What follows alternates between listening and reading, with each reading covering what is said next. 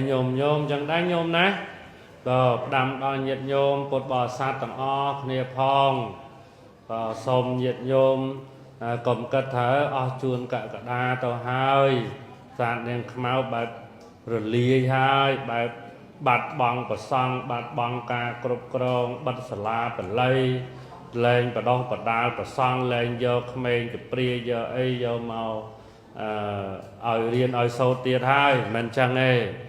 cứ nâu miền phân vật thi mùi tiết hay nấu tái xã hạ cá chập đầy kia chỉ mùi nâng lục bình đất chuôn cả đà đọt đài nó nhôm ná nhiệt nhôm màu vót vây thơ bắt tái lục cru bình đất chuôn cả đá mình ai bằng skol sâu đan để cha từ tôi chẳng hạn nhôm bán tay phân vật thi nâu về nè phân vật thi nâu từ tua ban nâu bằng skol ban nâu sâu môn ở nhôm ban nâu chấm ran và rắt nâu tê sna ở nhôm sẽ đáp ban đại tê nó nhôm ná cả và hai chị đọc được tì thì tôi con cha cột vào ong thì nhiệt nhôm cha nặng cam ca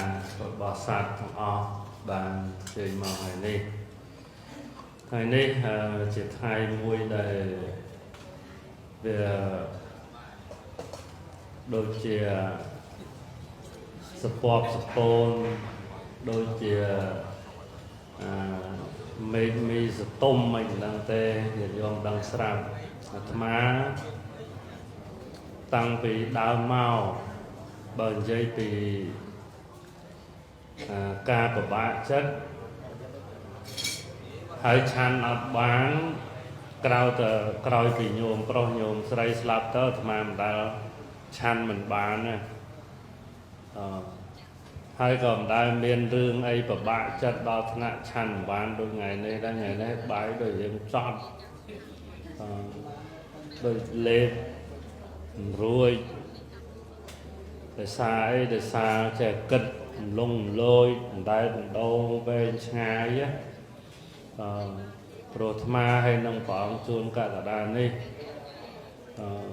về lơ bị mất hẹ từ tiết lơ bị bom ôn từ tiết vây để cạt lang mau chỉ mùi khnia mà đo ngày ní cứ xã hạ ca khnia sang một kỳ khnia rùm chất rùm cẩm nứt rùm cẩm lăng tàng cẩm lăng cai tàng cẩm lăng bẩn nha cẩm lăng trọp hay sạp tại lâu nay vừa nấu tại mình ai để chẳng tâu của thơ ở mà nó vừa đại đầu cao bị món bài khnia đã bài khnia về thama từ xã rọt ẩm rách lộp nâu khmai về thama nâu khmai lộp từ Canada từ Australia phần tay vừa miền là ram thà ắt bài từ nhau anh miền ram thành ở ngay vì khnia tới pro kho tệ tôn khnia là ra ngày chặt lòng group lòng ấy phía xa khnia ra ngày tại là về lâu nâu khnia nó ấy phần tay cầm tệ là đầu phê trong được miền ram thà vừa đôi chìa đạch ngay vì khnia miền ram thà lùng lôi đai đâu rồi nó rồi nào phần tay thở mấy tôi nhớ miền bờ sang chân thà về lý mình ai khọt bàn bật micro xong giờ càng đi ran po đôi chỉ tu bậc kên đào bảo ông cột ông thà sanh ở phía vật dưỡngจะไปเป็นในเต้าประกอบจะมีการปลายปลูกคลามันคางเตตีมวยได้ปลายปลูกสำคัญเชียงเก๋คือแตะต้องนังเศรษฐกิจตีปีแตะต้องจุ่มมวยนังจุ่มเนื้อระบบปดบ่อสัตว์นังตัดจัดกวาดได้เมียนมาวัดประสาทเลี้ยงเมาจุ่มปัวการกดกงตุ่มโนผมรองวัดคือกระลองเมาส์โดยปะองกรุบองกุศลสดังกุศลเวง ก โยมจ้างนักกรรมการយើងដឹងហើយថាមានចំហដែលធំបំផុតគឺព្រះអង្គជួនកកដានឹងឯងបន្ទាប់មកបានអាត្មាដែលអាចត្រត្រង់ដែលអាចរត់រួចអស់រយៈកាលជាច្រើនឆ្នាំមកនេះអញ្ចឹងឥឡូវនេះចាប់ពីពេលនេះទៅប្រកាសជាថយណាប្រកាសជាមានថយទោះបីជាមិនថយ 100% ក៏យ៉ាងតិចបំផុតក៏ 30-40% សម្រាប់ពុទ្ធបរិស័ទមួយចំនួននឹងបញ្ហាសទ្ធារបស់ពុទ្ធបរិស័ទព្រោះញាតិញោមខ្លះអត់ស្គាល់លោកផិនវុធីទេណាញាតិញោមខ្លះគឺគាត់ស្គាល់ប្រាសាទនាងខ្មៅគឺស្គាល់ជួនកកដានឹងតែម្ដងអញ្ចឹងចំពោះពុទ្ធបរិស័ទដែលអត់ស្គាល់អាត្មាគាត់ប្រកាសជាដកចិត្តវិញថាអស់ពីជួនកកដាទៅប្រាសាទនាងខ្មៅនឹងថោមថយនឹងខ្សត់ខ្សោយទៅលែងដំណើរការអីទៀតហើយនឹងគាត់គិតចឹងណាតែចំពោះញាតិញោមដែលស្គាល់ព្រះអង្គកកដាផងស្គាល់ផិនវុធីផងហើយសទ្ធាគាត់នឹងអានឹងមិនអីទេនឹងប្រកេននឹងចម្រើនពរថាប្រកាសជាមានការប្រែប្រួលមិនខានទេបញ្ហាមួយទៀតតកតងនឹងសទ្ធារបស់ពុទ្ធបរិស័ទណាក្រោយពីជួនកកដាលាចាកសិក្ខាបទទៅសទ្ធារបស់គាត់នឹងស្រុតចុះដោយការស្ដាយក្រោយដោយការខកចិត្តឬនឹងលែងមានជំនឿមកលើប្រាសាទនាងខ្មៅខ្លះមិនខានទេណាហើយឥឡូវរឿងហ្នឹងយើងគិតថាយ៉ាងណាក៏យ៉ាងហ្នឹងចុះតាមដំណើរនឹងតាមដំណើរតែយើងចង់និយាយពីគោលជំហរផ្ទៃក្នុងរបស់យើងណាដោយដែលបានលើកឡើងឲ្យថាលោកបណ្ឌិតជួនកកដាដែលលាចាកសិក្ខាបទទៅនេះគឺមិនទៅណាឆ្ងាយពីយើងទាំងអស់គ្នាទេណាមិនទៅណាឆ្ងាយទេគឺនៅតែជួយកិច្ចការងារត្រូវត្រង់សកម្មភាពបដោះបដាប្រសង់យើងដដែលរាល់ឆ្នាំអត់ទៅណាចោលទេគ្រាន់តែដូរតែភេទតែប៉ុណ្្នឹងឯងដូរពីភេទប្រសង់ជាកុហកញាតិញោមមកផិនវុធីអ្នកទទួលអ្នកបាំងស្កូលអ្នកអីតែប៉ុណ្្នឹងទេតែការគ្រប់គ្រងណាការរៀបចំគោលការណ៍ក្នុងការដំណើរការរៀនសូត្ររបស់ព្រះអង្គគ្រប់អង្គគឺនៅដដែលណានៅដដែលអត់មានប្រែប្រួលទេហ្នឹងសូមប្រគេនព្រះអង្គគ្រប់អង្គជ្រាបទាំងព្រះអង្គមេកុដទាំងព្រះអង្គអនុកុដសនៈសិស្សតិចលោទៅប្រាប់ញោមថាលោកគ្រូជួនកកដាសឹកបាត់ហើយអស់ហើយវត្តនឹងអស់ហើយដឹងទៅជាស្អីទេញោមអាត្មាសុំដូរវត្តអាត្មាសុំសឹកសុំអីវិញអត់ទេគឺលោកគ្រូជួនកកដានៅតែជាចំហនៅទីនេះដដែលណាគ្រាន់តែគាត់មានការងារបោកបន្ថែមពីលើទៀតផ្នែកខាងភេទជាកុហករបស់គាត់ណាខាងក្រៅវត្តតែប៉ុណ្ណឹងតែសម្រាប់ទឹកដីវត្តនេះគឺអស់តែភេទជាប្រសង់តែតួនាទីការងារគឺនៅដដែលនឹងប្រគេនព្រះអង្គគ្រប់អង្គចម្រើនពរលោកចាស់គណៈកម្មការជ្រាបណាអត់មានប្រផុសផលបបួលគ្នាឆ្វេងឆ្វាយទេអត់ទេហើយមួយទៀតគឺនៅមានខ្ញុំកណាជាចំហមានព្រះអង្គគ្រូសូត្រស្ដាំព្រះអង្គគ្រូសូត្រឆ្វេងហើយនឹងប្រធានការិយាល័យសិក្សា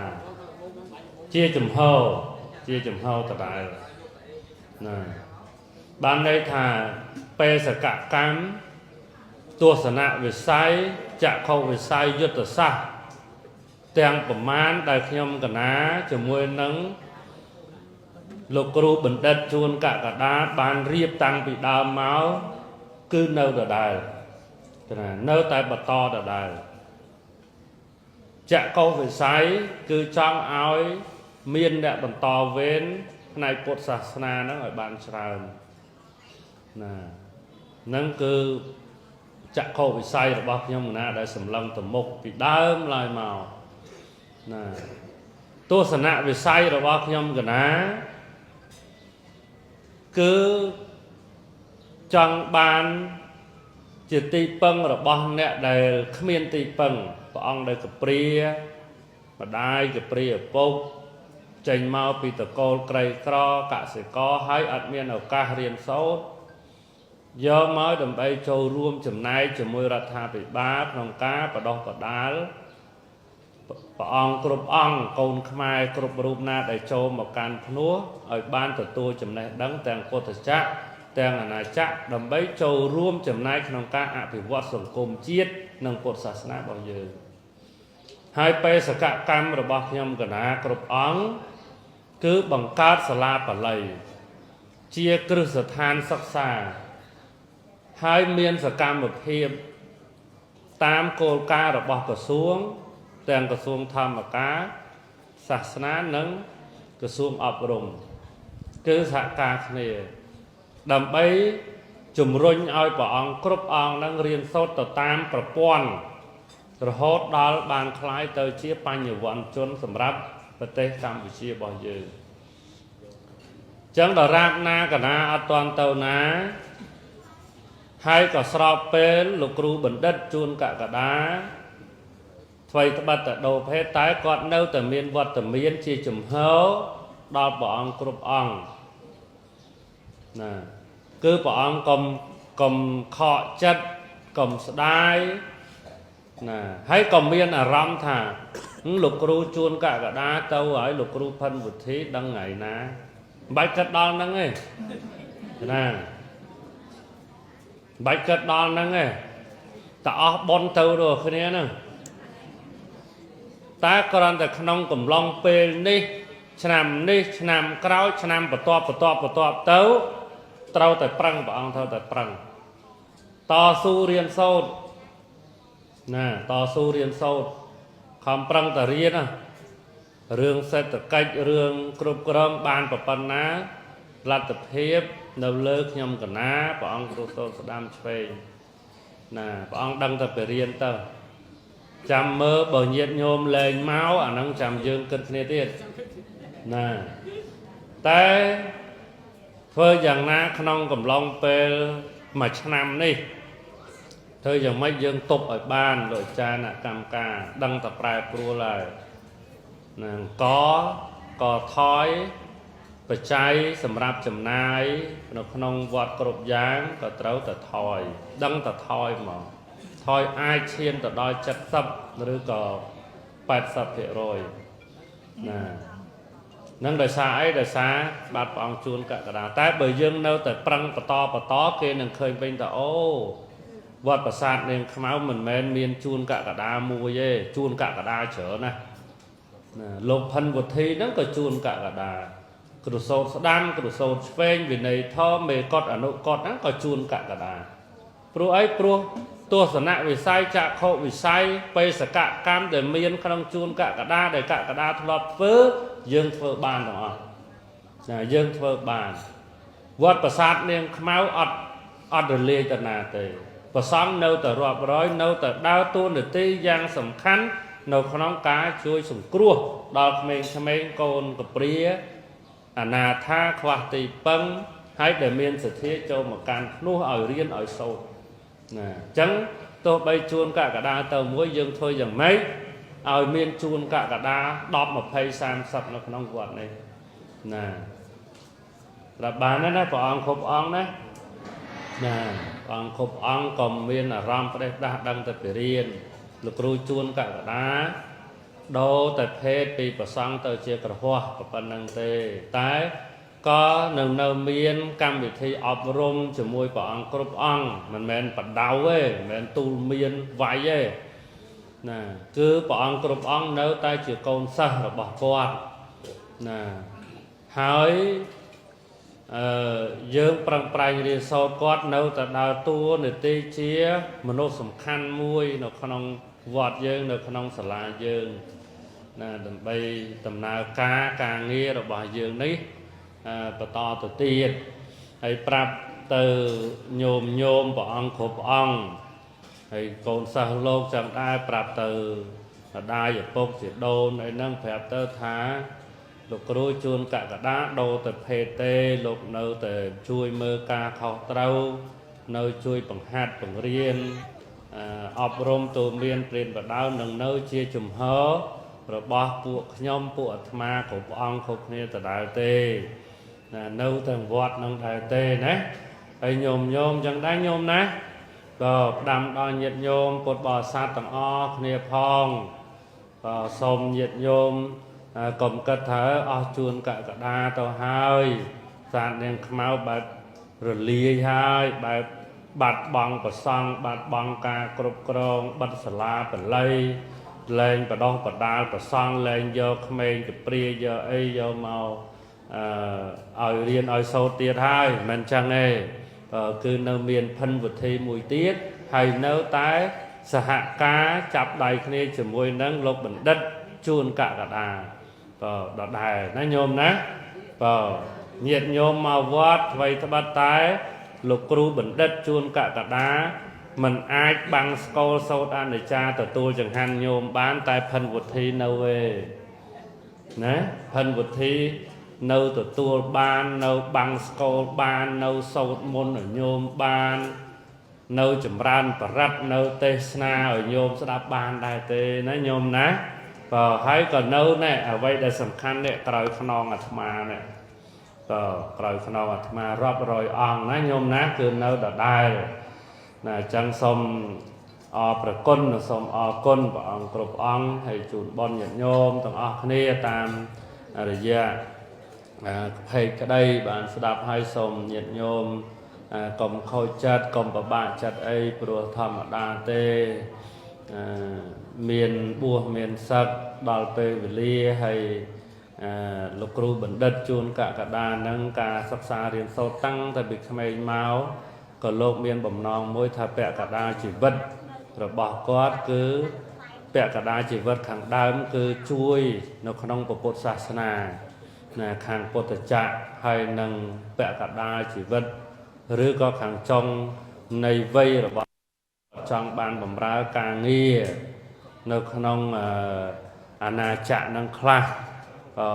បំណាច់ថាកើតមកមួយជាតិស្លាប់ទៅវិញមិនដឹងទៅកើតនៅឯណាទៅកើតជាស្អី